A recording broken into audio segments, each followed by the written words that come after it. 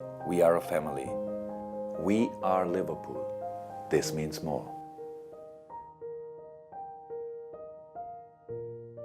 반다이크의 전방 십자인대 파열이 사실로 드러나면서 아무리 빠르게 회복하더라도 내년 3월 이후에나 복귀할 수 있게 되었습니다. 재활 과정과 폼 회복까지 고려한다면 이번 시즌 그의 모습은 보지 못한다고 생각하시는 편이 나을 것 같네요. 이로 인해서 리버풀은 우승 경쟁에 빨간불이 들어왔습니다. 이미 캐러건은 반다이크가 시즌 내내 안정적으로 출전만 해준다면 리버풀이 우승에 근접하다고 봤지만 지금은 완전히 마음을 놓았습니다. 라는 말을 하기도 했죠. 그렇다면 반다이크의 부재가 리버풀에게 미치는 영향, 그리고 그 빈자리를 어떻게 채워나갈 수 있을까에 대해서 얘기해 보도록 하겠습니다. 반다이크의 부재로 인해 생긴 문제 4가지. 첫 번째로 후방 빌드업과 롱킥 빌드업, 두 번째 공중볼 경합, 세 번째 커맨더형 수비수의 부재, 네 번째 좌우 풀백들에게 가는 영향. 첫 번째로 후방 빌드업과 롱킥 빌드업. 18-19 시즌부터 리버풀이 풀백 위주의 플레이를 할 수 있었던 이유 중 하나는 반다이크의 존재감 때문이었습니다. 수비적인 안정감도 안정감이었지만 반다이크의 롱킥으로부터 파생되는 공격 전개는 상대편 입장에서 대처하기가 참으로 힘들었죠. 두 시즌간 이와 같은 롱킥 성공률과 성공 횟수만 보더라도 후방에서 반다이크로부터 시작되는 공격 전개는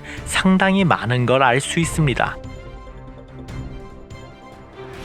게다가 파이널 서드로 향하는 패스 숫자 또한 상당수 늘어 사실상 일반적으로 수비형 미드필더들이 도맡는 역할을 반다이크가 주도했다는 점. 상대가 리버풀의 후방 빌드업을 방해하기 위해 강력하게 압박을 하게 되면 반다이크는 아주 간단하게 마네 혹은 살라에게 롱볼로 연결해 상대 뒷공간을 공략해버리니 리버풀을 상대하는 입장에서 무리한 전방 압박은 곧 실점을 의미했죠. 하지만 이제 반다이크가 나가게 되면 마팁이나 고메즈에게 이와 같은 높은 퀄리티의 롱킥을 기대하기는 힘들어 공격 전개 패턴 자체에도 영향을 미칠 확률이 높습니다. 이는 뒤에서 더 자세히 말씀해 드리겠습니다. 두 번째로 공중볼 경합. 반다이크가 오기 전 리버풀의 세트피스 실점률은 상당히 높았습니다. 하지만 17-18 시즌 합류 이후 점차 세트피스와 코너킥 상황에서의 기대 실점 수치가 하락했고 지난 시즌에는 5실점, 기대 실점 수치는 6.87, 예전 15-16 때와 비교해서는 약 50%가량이 줄어들 만큼 코너킥이나 세트피스에서의 실점 확률은 상당히 낮아졌습니다.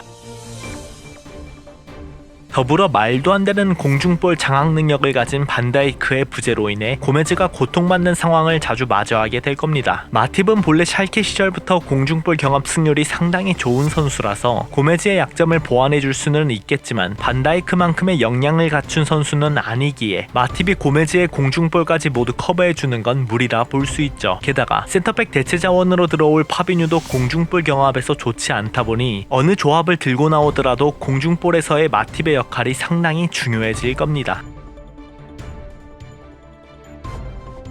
세 번째로 커맨더형 수비수의 부재. 직접적인 수치로 나타낼 수 없는 부분이지만 우리가 반다이크의 퍼포먼스를 높이 평가하는 가장 큰 이유는 그의 존재감 하나로 주변 수비수들이 안정감을 가지게 된다는 것이죠. 즉 반다이크의 수비 리더십의 영향력이 상당히 크다는 것입니다. 위치도 잡아주고 소리도 질러주고 라인을 컨트롤하고 빌드업의 핵심으로 경기를 주도하고 반다이크 옆에만 있으면 리스 윌리엄스 같이 어린 선수도 능숙한 플레이가 가능하니 얼마나 대단한 선수입니까? 하지만 반다이크가 빠지면 수비진의 커맨더형 수비수가 없습니다. 마팁을 커맨더형으로 보시는 분들이 많겠지만 라인 컨트롤적인 부분이나 수비 리더십은 떨어지는 편입니다. 마팁은 파이터형 센터백이면서 패스 능력이 준수한 선수라고 보는 게 맞습니다. 그렇게 된다면 결국 고메즈에게 커맨더를 맡기고 그의 파트너로 마팁 혹은 파비뉴가 서게 되겠죠. 남은 시즌 우리가 유심히 지켜봐야 할 고메즈의 수비 리더십입니다. 네 번째로 좌우 풀백들에게 가는 영향. 리버풀은 측면에서의 우세함을 가지고 경기를 지배하는 팀이다 보니 중앙에서 사이드 전환해주는 패스가 정확하고 빠르게 갈 수 있어야만 합니다. 반다이크는 지난 2년간 130개가량의 스위칭 패스를 통해 사이드 전환, 빠른 역습을 주도하는 선수 중 한 명이었습니다. 그나마 다행인 점은 이 부분을 고메즈가 일정 부분 메꿔주고 3선에 나올 티아고 핸더슨이 그간 반다이크가 하던 역할을 도맡아준다면 좌우 측면 선수들에게 가는 패스의 부재는 딱히 느끼지 못할 거라 봅니다.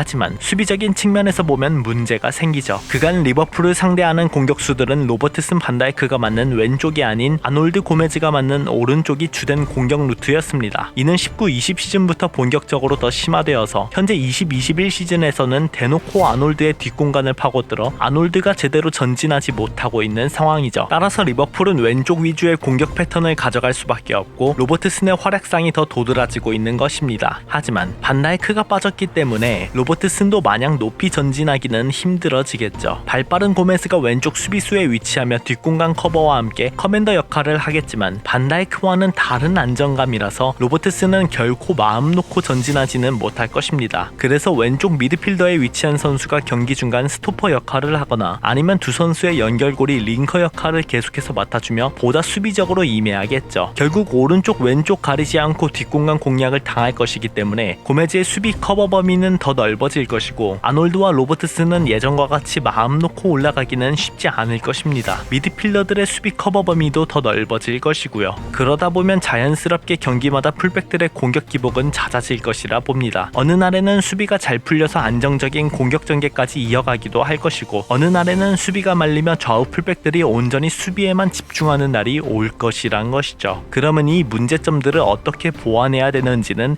다음 영상에서 자세히 설명해 드리도록 하겠습니다. 뿅!